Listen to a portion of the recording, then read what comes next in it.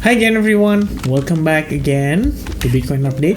So first of all, saya pengen say thanks buat teman-teman yang udah gabung di live streaming kemarin, sudah menyumbangkan likes button juga ya, almost 1,000 guys ya. Saya sudah gigit jari hari ini teman-teman. Saya pikir kalau 1,000 likes button, wah live lagi nih hari ini banget ya, atau malam ini banget. Nggak nyampe ternyata. Ya udahlah ya. Berarti hari ini istirahat dulu teman-teman sekalian. Ya, tidak menutup kemungkinan akan ada live streaming lagi ya for the end of the month, which is tanggal 30 Juni itu pas banget tuh hari Minggu teman-teman, atau nanti tanggal 29 ya, atau mungkin lebih cepat ya, I don't know guys, tapi ya itu semua tergantung dari teman-teman juga sih, seberapa kalian suportif untuk ke arah sana. Alright, so di Bitcoin update hari ini sebenarnya nothing special ya on the weekend.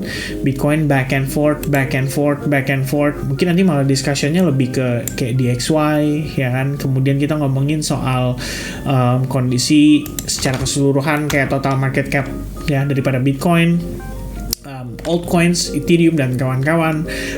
Lalu ada beberapa sih yang saya pengen inform ke teman-teman ya. Jadi tadi saya ada bacaan-bacaan yang menurut saya cukup menarik ya. Selain itu kita juga ngelihat kalau market ini udah konsentrasinya ya sebenarnya lebih ke preparation untuk launchingnya Ethereum ETF soon, yang diperkirakan akan di launch pada bulan Juli ya. Ini sebenarnya kalau kita ngelihat kondisinya bisa mirip-mirip lah kayak waktu Bitcoin ETF ya, itu kan katanya bulan depan, kemudian wah kayaknya 2 bulan lagi, kemudian 3 bulan lagi, terus ujung-ujungnya disetujuinya next year-nya gitu loh.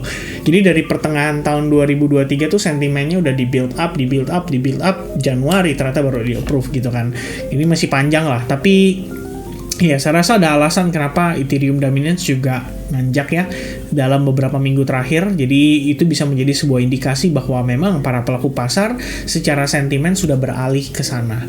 Nah, kemudian ini satu artikel yang saya pengen ajak teman-teman discuss ya. Sebenarnya menurut saya cukup menarik dan saya jarang sekali kan menggunakan indikator-indikator gitu kan.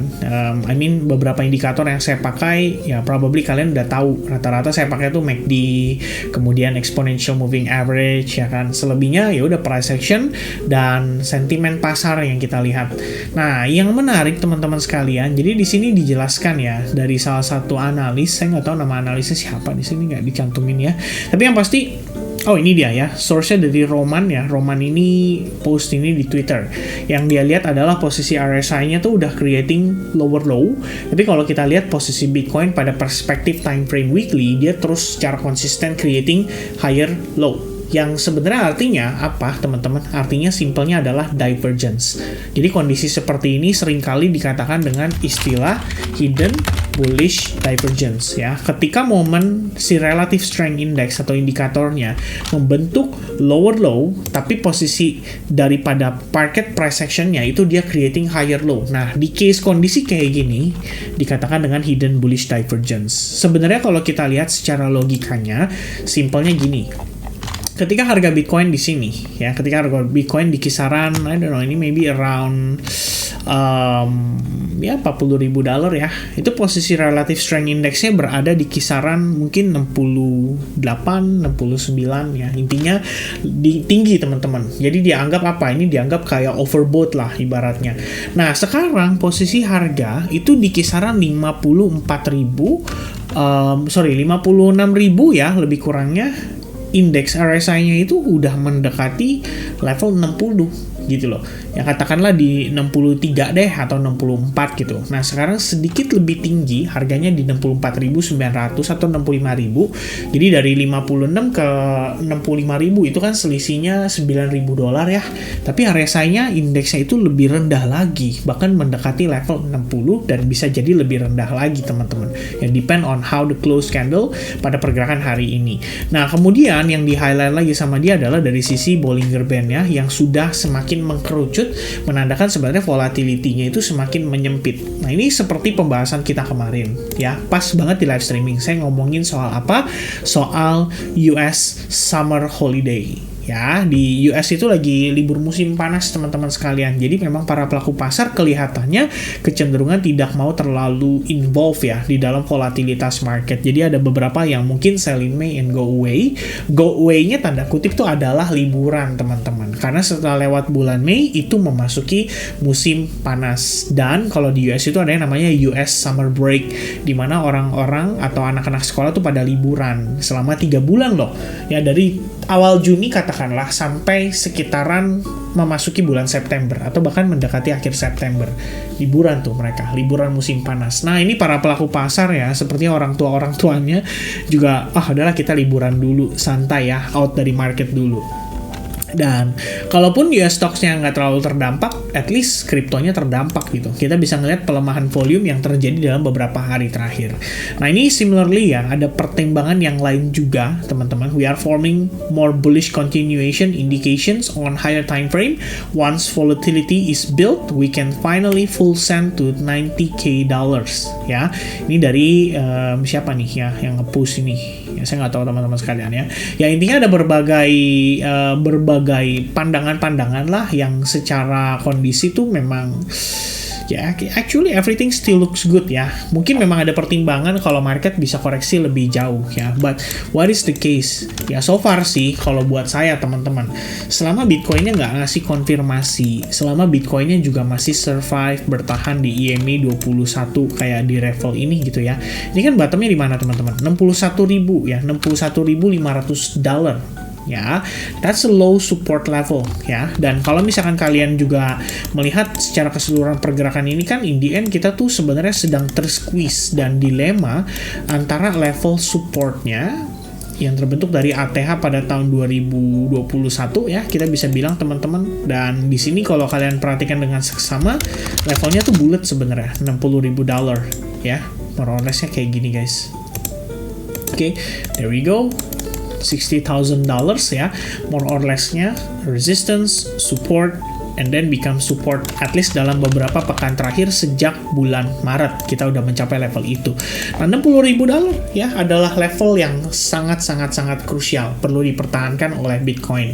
Dan kalau misalnya saya kembali ke historical data ya, beberapa data-data historical yang kita bisa lihat di mana seringkali Bitcoin itu setiap kali setelah halving mengalami koreksi ya, koreksinya koreksi major.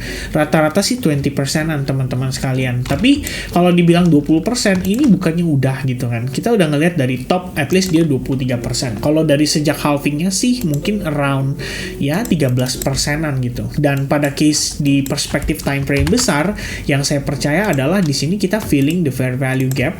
Dan fair value gap itu udah keisi gitu loh, minimal berapa persen ya, maybe around 50% lah udah kedapetan gitu kan, ngetes ke level itu. Dan faktanya adalah langsung ngasih reaksi membuat Bitcoin pumping lagi dan testing lagi ke resistance-nya gitu.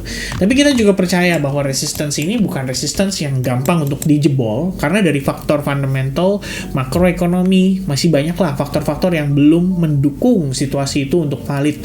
Seperti salah satunya adalah kondisi the Federal Reserve yang recently bisa dibilang mereka mengubah pola, bukan mengubah pola ya, kalau kita bilang mereka mengubah pandangan mereka ya, yang tadinya tahun ini rencananya mau pangkas suku bunga 3 kali itu hanya jadi berpotensi 1 kali. Nah, minggu ini gimana teman-teman? Sebenarnya kalau kita ngelihat pergerakan minggu ini, itu di hari Jumat akan ada inflation report, salah satu faktor yang amat sangat penting ya untuk mengubah perspektif daripada the Federal Reserve pada pertemuan berikutnya. Namun kalau misalkan ini kalau menurut pandangan saya teman-teman ya, ini juga ada Fed Bank stress test ya. Ini menarik sekali ya. Ini mungkin dimanipulasi ya biar terkesannya market masih baik-baik aja gitu. Nah, cuma menurut saya gini, menariknya adalah inflation report kali ini kita nggak akan mendapatkan statement yang bagaimana banget ya, unless next month mungkin di bulan Juli akan ada biasanya sih teman-teman ya, setahu saya itu bisa ada Jerome Powell testifies di hadapan anggota Kongres. Nah, itu dia bakal ditanya-tanyain tuh ya, menurut lu gimana nih perspektif pandangan lu seputar market. Terus kan anggota Kongres dan beberapa anggota politisi kayak kemarin si Elizabeth Warren aja dia udah minta ya kalau the Fed itu sebaiknya mulai pangkas suku bunga, karena resikonya adalah market itu bisa mengalami resesi, semakin tertekan, dan pada akhirnya kontraksi terhadap ekonomi akan semakin terasa. Dan kalau misalkan itu sampai terjadi, ya intinya in the long run nggak bagus gitu loh. Tapi ya kita udah bahas ini juga, pandangan saya adalah mereka menjaga kestabilitasan menjelang US election. Nah, tinggal yang jadi pertanyaan besar saya saat ini adalah, ini inflation report hari Jumat gimana? Kalau inflation report hari Jumatnya angkanya turun, teman-teman, ini so far yang month on month ya, atau month over month, itu diperkirakan turun loh, 0,2% ke 0,1%. Nah, yang year over year itu belum keluar. Yang paling utama kan yang year over year. Nah, ini statement yang dianggap oleh Jerome Powell, kenapa dia bilang, by the way kita ngelihatnya core ya, karena core itu exclude food and energy. Jadi kita ngelihatnya yang ibaratnya bener-bener harga apa ya, ya pokoknya di luar energi ya. Energi itu kan kita tahu gasoline dan lain-lain itu sangat-sangat sulit ya untuk dikendalikan. Itu faktor eksternal juga akan sangat berpengaruh, seperti kondisi geopolitical, kemudian kondisi seasonal ya. Seasonal kayak misalkan musim dingin ya, mereka pasti akan butuh energi lebih tinggi, dan itu udah pasti kecenderungan naik. Nah, jadi kalau core PCE itu artinya exclude ya, exclude seasonal food and energy prices. Nah, ini otomatis lebih stabil gitu loh dianggapnya ya, kayak harga-harga barang-barang mungkin, atau services gitu ya. Services kayak misalkan insurance dan lain-lain ya, termasuk house rent dan bla bla bla, itu semua termasuk di sini. Nah, ini masalahnya angkanya kan udah sticky banget ya. Sejak kisaran Januari dia mulai turun ya, 2,9% ke 2,8%. Nah, sejak itu kita bisa lihat teman-teman, itu nggak turun sama sekali. Dia steady aja 2,8%, 2,8%. Makanya saya pikir ini bakal jadi sebuah trigger yang amat sangat penting bagi market, terutama kripto di sini dan Bitcoin, karena semakin kesini kita udah lihat ya, faktor fundamental ekonomi, makroekonomi itu udah sangat-sangat berpengaruh. Jadi kalau kalian bilang, apalah ya, decentralized gitu kan, ya nggak juga teman-teman. Decentralized itu adalah sistemnya, ini kita ngomongin fundamentalnya. Tapi kan masalahnya adalah keuangannya, arus keuangannya, money flow-nya yang membantu harga Bitcoin untuk pumping dari pembelian-pembelian uang-uang besar itu kan datangnya dari mana?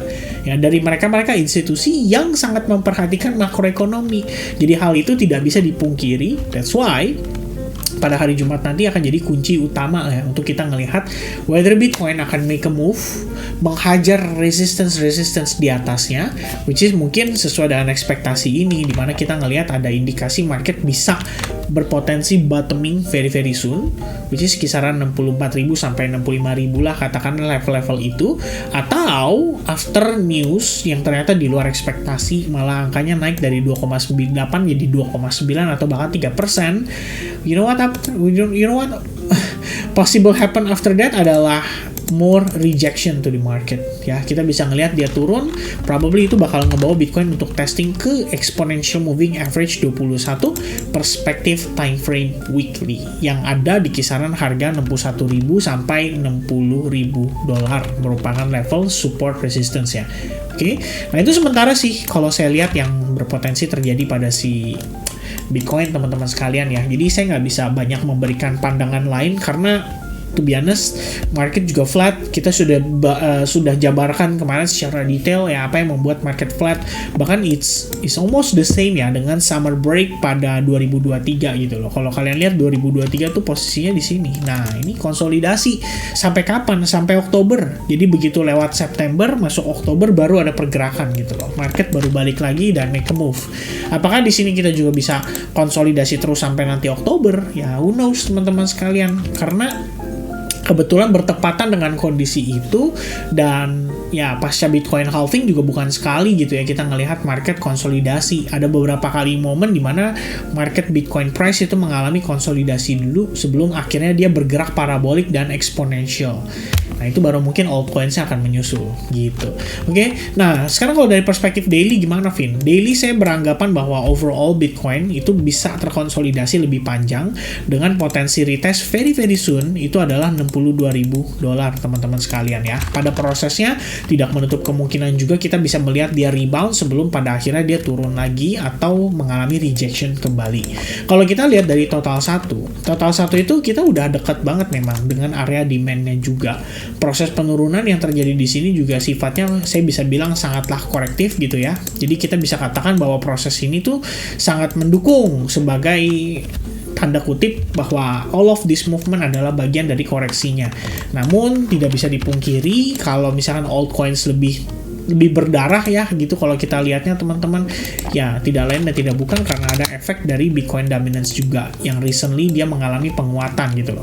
Nah ini kalau kalian perhatikan baik-baik ya, ini yang perlu kalian waspadai bahwa technically saat ini di perspektif time frame 4 jam ada potensi loh kita membentuk inverted head and shoulders, and if Bitcoin dominance can going up again, itu artinya kamu udah harus siap-siap ya kalau altcoins bisa bergerak ke range yang lebih rendah lagi, dan itu bakal jadi concern buat kalian yang mungkin lebih megangnya altcoins ya ketimbang megang major currency kayak major crypto gitu loh, kayak Bitcoin, kayak mungkin Ethereum ya, kayak BNB yang technically masih strong, masih kuat ya melawan arus dan memiliki sentimen yang relatif positif. Sementara kalau altcoins ya sabar-sabar teman-teman, seperti yang saya jelasin kemarin juga, saya base-nya timing, dan bahkan sebagian dari kalian bisa jawab gitu ya, ini udah menarik belum buat di buy gitu kan, udah ada tanda-tanda reversal belum, dan kalian yang bantu jawab gitu loh. Saya to be honest amazed dengan kalian yang udah mengerti gitu loh. Jadi at least ya mungkin viewers di YouTube channel saya nggak sia-sia ya. Kalau setiap hari saya kasih video terus dan kalian nonton sampai bener-bener finish ya, kalian bisa dapetin banyak value yang kalian pelajari di dalam YouTube channel dan video-video di dalam YouTube channel saya. Kira-kira begitu. Oke. Nah, berikutnya for the Bitcoin ya. Ini kalau dilihat dari perspektif wait a minute. Kalau dilihat dari perspektif time frame 4 jam, apa yang terjadi? Bitcoin itu terus ya, kalau saya bilang sih dia mendevelop pergerakan tetap berada di dalam channel ya, which is kalian bisa lihat high ketemu high, oke, low ketemu dengan low, 1, 2, 3, 4 gitu ya. So far udah 4 kali teman-teman sekalian. Dan tadi saya baru ngomong di advance group juga, saya bilang sama teman-teman sekalian, ini kalau misalkan kita ngelihat chart BTC dari CME ya, nah kenapa lihat dari CME Fin sekarang gitu loh.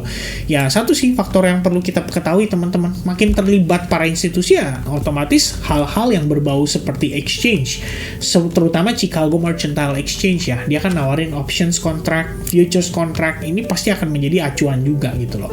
Nah chartnya Bitcoin Chicago Mercantile Exchange atau lebih tepatnya si CME ini itu closing pada hari Jumat di harga 64.300. Jadi saya bilang sama teman-teman, kalau hari ini kita closingnya di minggu ini ya, which is hari Minggu ini, kalau kita closingnya di atas, katakanlah dekat dengan 65.000 gitu kan, itu sebenarnya nggak gitu bagus. Karena kenapa teman-teman? Takutnya apa? Tarikan CME ya di pembukaan market bisa ngebawa harga turun gitu loh. Nah kalau kita closingnya di bawah dari 64.300, which is kayak di sini, atau mungkin di sini, asumsinya adalah market, katakanlah besok CME open di bawah, itu bisa disorong naik ke atas dulu ya. Jadi kita bisa ngelihat dia berpotensi rebound terlebih dahulu, dan meanwhile kalau kita ngelihat overall pada perspektif 4 jam saja, adapun ya kita bisa menganggap bahwa ada potensi lah development market itu bisa mengarah ke pembentukan yang namanya double bottom. Ya, kita bisa lihat dari sini teman-teman sekalian.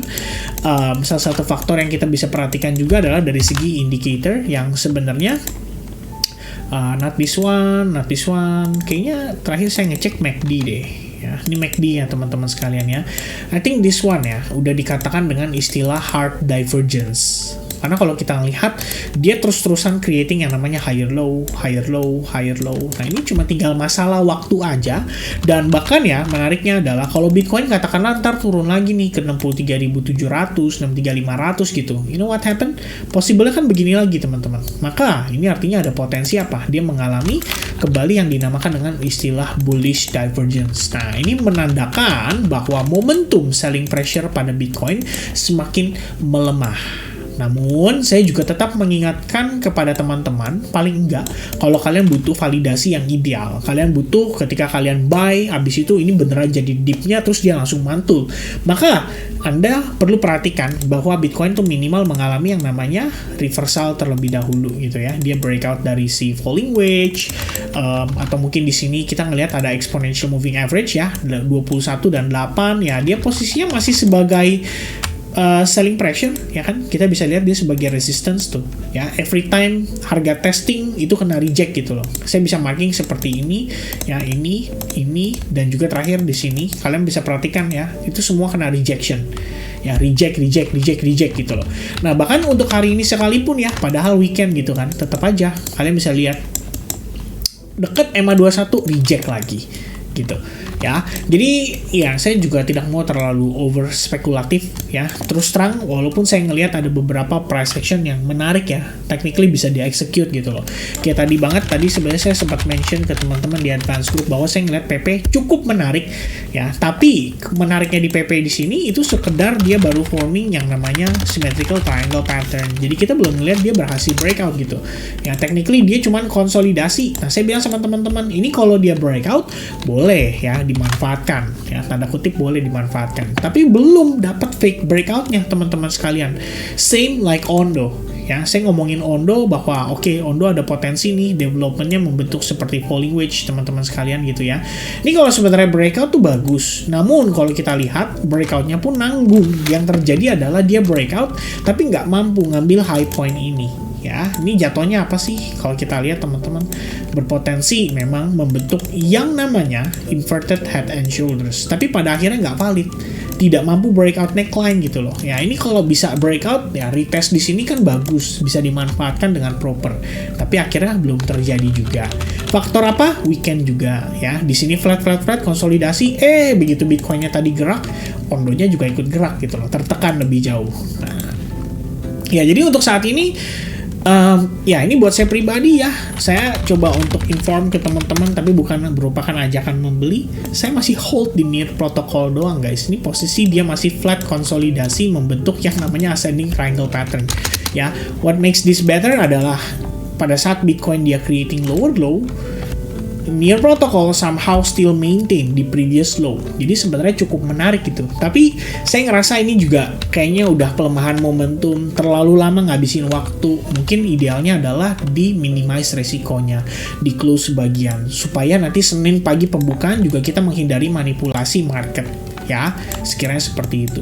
Nah jadi kalau lihat sekilas ya, ini pandangan saya terhadap Bitcoin ya, there's nothing much ya yang bergerak teman-teman. But this week we have this big news yang probably kalian bisa pantau. Jadi buat saya mungkin ya as a conclusion nih teman-teman sekalian, kalau kalian bertanya, sebenarnya saya cukup yakin Bitcoin at some point akan mengalami rally yang sangat impulsif ya. Kenapa? Karena kalau kita ngelihat dari faktor kayak katakanlah dari faktor liquidation heatmap lah paling gampang ya menurut saya teman-teman. Ini market tuh udah bener-bener lagi di prepare untuk ngehajar nanti ketika short squeeze berlangsung. Ini rally-nya bisa kencang karena ini perbandingannya sangat jauh. Kalau kalian lihat di sebelah kiri, ini posisi untuk si long position ya, punya liquidation teman-teman. Itu kecil banget, receh gitu loh. Cuman 40 juta dolar, 60 juta dolar. Kalau saya nggak salah agregatnya terakhir 300 jutaan dolar. Tapi kalau kalian lihat di sebelah kanan, ini billions of dollar guys. 8 miliar dolar dibanding dengan 60 juta dolar, itu udah terlalu jomplang. Jadi exchange ini udah ngumpulin orderan, pada akhirnya begitu ke trigger market bakal panen ya, exchange lah terutama panen teman-teman sekalian ya. But for now, sebelum ada indikasi reversal, saya tidak pernah istilahnya, bukan tidak pernah sih, kalau bisa kurangi lah terlalu berspekulasi bahwa oke ini adalah bottomnya gitu loh ya. Last time kita ngomong katakan 65.000, oke ini bottomnya, ternyata belum break ya, kamu di fake out gitu kan. Nah itu menjadi resiko yang kita harus perhatikan untuk saat ini, sehingga alangkah lebih baik mempertimbangkan untuk melihat price action itu lebih objektif dan tunggu sampai ada validasi yang ideal baru kemudian kita react the market. Itu jauh lebih baik teman-teman sekalian ya. Itu untuk sementara yang bisa saya sampaikan teman-teman sekalian. Saya nggak mau terlalu berspekulasi, tapi mudah-mudahan semua yang saya jelaskan di sini cukup jelas, terutama beberapa poin yang kalian harus antisipasi untuk pergerakan minggu ini dan potensi Bitcoin sendiri ya. Kapan dia terjadi reversal, saya sudah inform ke teman-teman. Idealnya kalian tunggu sampai ada kondisi validasinya. Nah itu terjadi berarti rata-rata alts mudah-mudahan juga ada potensi untuk dia rebound dulu. Oke, so that's the idea. Thank you very much guys for watching this video. I hope you guys enjoy and bisa dapat value atau bisa dapetin referensi analisis yang kalian butuhkan. Dan sekiranya ini membantu, don't forget to hit the likes button. Dan semakin banyak likes buttonnya, berarti kita bisa live streaming semakin lebih awal teman-teman. Oke, God bless, cheers, and see you guys again soon. Happy Monday guys. Bye bye.